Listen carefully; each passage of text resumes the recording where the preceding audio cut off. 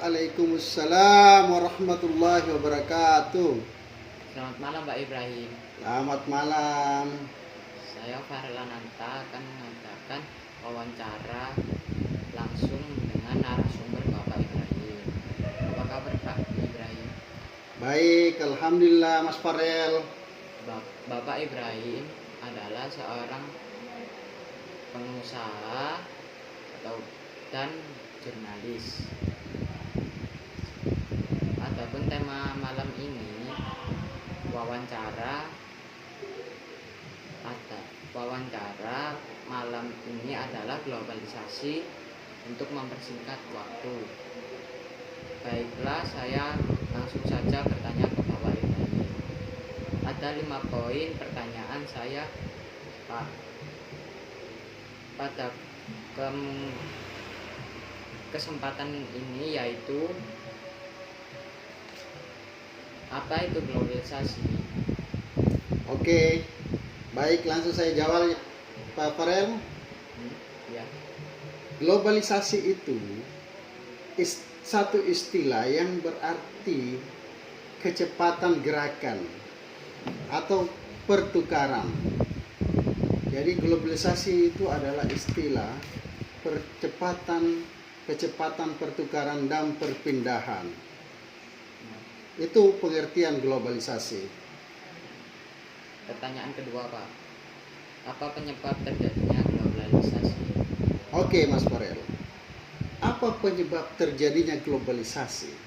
Salah satu yang menyebabkan terjadinya globalisasi di seluruh dunia adalah perkembangan teknologi dan ilmu pengetahuan, terutama perkembangan teknologi di bidang komunikasi dan transportasi. Itu adalah salah satu penyebab yang terpenting dan tercepat mempengaruhi terjadinya globalisasi antara satu daerah ke daerah lain, antar wilayah sampai antar benua, antar negara. Itu penyebabnya. Silakan. Pertanyaan ketiga, Pak. Kapan istilah globalisasi dipakai secara umum? Globalisasi itu sebenarnya sudah terjadi dari zaman-zaman dulu. Di setiap negara sudah mengalami globalisasi. Ya. Tetapi secara umum karena diikuti dengan perkembangan ilmu dan teknologi, secara umum dan ini menjadi fenomena yang merata di setiap negara, maka muncullah globalisasi itu di masa-masa abad ke-20. Ya, itulah globalisasi dimulai secara umum. Karena terjadinya perpindahan penduduk dari satu negara ke negara yang lain. Demikian Mas Farel. Pertanyaan keempat, Pak. Sebutkan contoh globalisasi dalam hidup sehari-hari.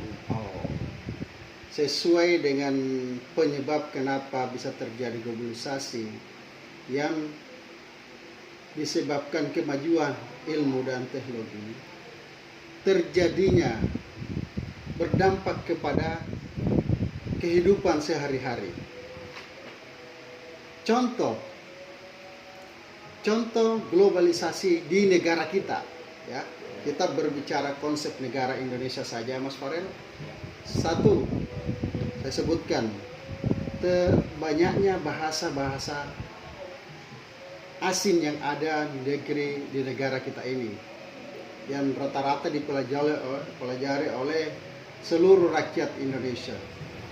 Kedua, adanya perkembangan chat atau sekarang ini orang pakai handphone, setiap orang sudah bisa memiliki, ya. Yang ketiga, terjadinya banyaknya budaya-budaya asing yang masuk di negara kita ini, yaitu salah satu. Masih banyak contoh-contoh yang lain. Pertanyaan kelima. Apa dampak globalisasi dan sebutkan 2 contoh aja, Pak. Pertanyaan ini sangat bagus, Mas Farel. karena adanya perkembangan, maka akan berdampak kepada kehidupan sehari-hari di setiap negara itu. Contoh di Indonesia. Sesuai pertanyaan Bapak, Mas Farel, sebutkan contoh, 2 contoh ya. Ya, Pada prinsipnya, efek daripada globalisasi itu ada 2, yaitu efek positif dan efek negatif. Ya, saya contohkan efek negatif positifnya. Ya, 1, terjadinya di negara kita ini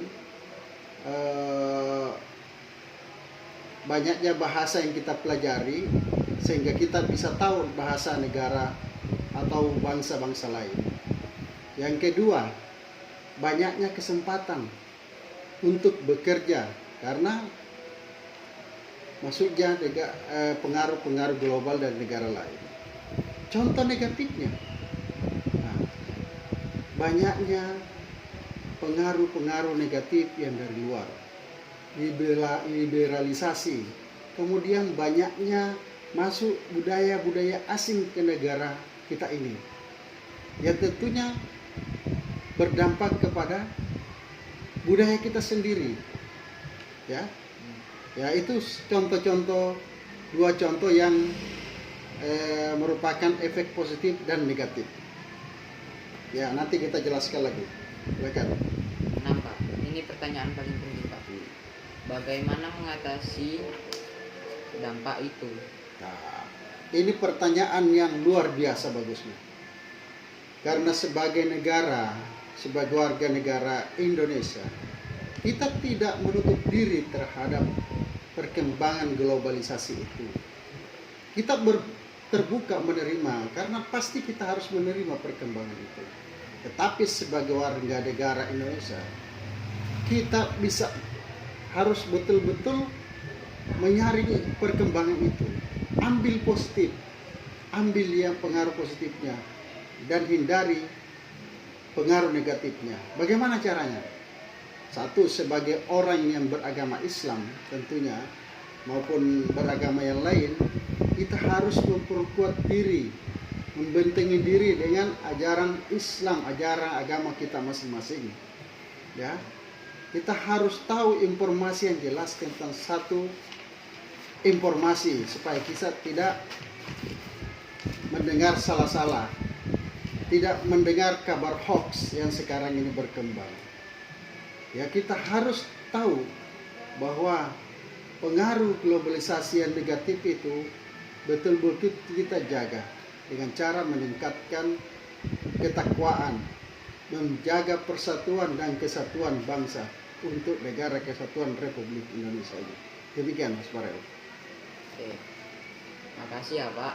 Dengan berakhirnya pertanyaan dan jawaban Bapak Ibrahim, maka wawancara malam ini saya akhiri. Saya mengucapkan terima kasih atas waktunya Bapak Ibrahim. Sama-sama, Mas Farel. Semoga pembahasan kita melalui ini berguna untuk kita semua. Demikian pemirsa Merdeka Merdeka dan Kesatuan NKRI. Sampai ketemu kembali di channel YouTube berikutnya. Saya Farel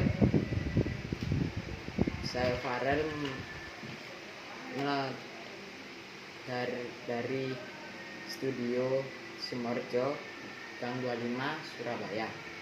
Wassalamualaikum warahmatullahi wabarakatuh. Waalaikumsalam warahmatullahi wabarakatuh.